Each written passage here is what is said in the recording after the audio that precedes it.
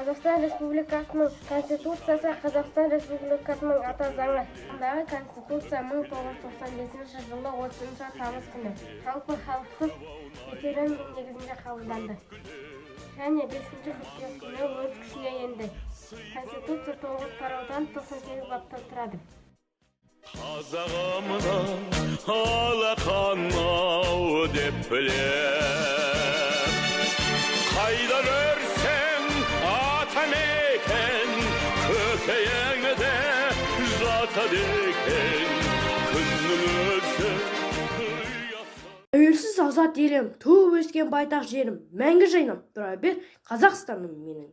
Ақ қары сенер ме аты, басынан нелер өтпеген, ол дедік уыз ұяты уыстан шығып кетпеген, жауыны сөзге жығылып, дуалы сөзге тоқтаған даланың заңын ұғынып, бетімен кеткен жоқ баба.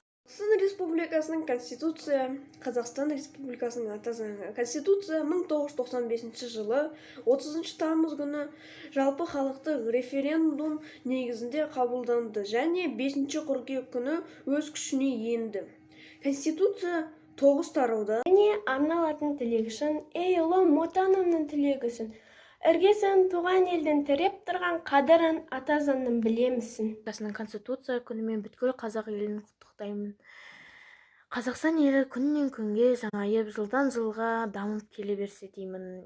Болашақ ұрпақтарымыз ата заңымызды біліп, келе жатқан ұрпақтардың барлығы ата заңымызды біліп, қазақ елін болашақта қорғай алатындай білімді де саналы болды.